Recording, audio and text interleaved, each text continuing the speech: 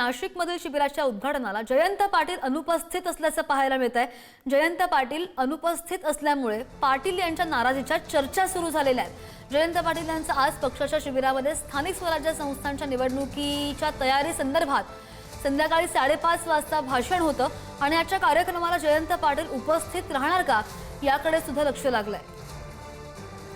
आणि या संदर्भात जाणून घेऊयात अधिक आमचे प्रतिनिधी संदीप आपल्या सोबत आहेत। संदीप, अगोदरच जयंत पाटील ते जास्त सक्रिय नाही आहेत अशा राजकारणामध्ये बऱ्याच चर्चा आहेत आणि त्यामुळेच त्यांची आज अनुपस्थिती नेमकं काय दर्शवते?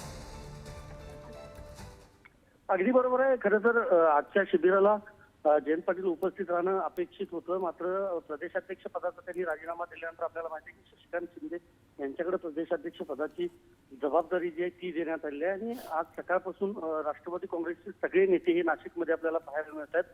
काही वेळापूर्वी शिबिराला सुरुवात देखील झाली आहे। रोहित पवार यांच्या भाषणानं शिबिराला सुरुवात झाली आहे, मात्र माजी प्रदेशाध्यक्ष आणि माजी मंत्री जयंत पाटील मात्र या शिबिराला अनुपस्थित आहेत। सध्या ते दिवसभरामध्ये येतात का हे बघावं लागेल, कारण आता रोहित पवारांच्या भाषणानं जरी सुरुवात झाली असली तरी दिवसभर अनेक नेत्यांची, अनेक बाहेरच्या विचारवंतांची भाषणं होणार आहेत आणि संध्याकाळी 5च्या सुमाराला कदाचित अध्यक्ष शरद पवार यांचं भाषण होऊ शकतं। त्या भाषणावेळी तरी जयंत पाटील उपस्थित असतात का हे बघणं महत्वाचं आहे, कारण त्यांच्या नाराजीबाबतची चर्चा जी आहे ती सध्या शिबिरस्थळी पाहायला मिळते आणि जयंत पाटील नेमकं कुठं आहेत याबाबत अजूनही काही खुलासा झालेला नाही। मात्र आजच्या शिबिराला ते येतात का आणि उद्याच्या मोर्चामध्ये देखील ते सहभागी होतात का हे बघावं लागेल, कारण सध्या तरी या शिबिराला सगळे विद्यमान खासदार, आमदार, माजी मंत्री आणि पदाधिकारी उपस्थित आहेत, मात्र जयंत पाटील अनुपस्थित आहेत।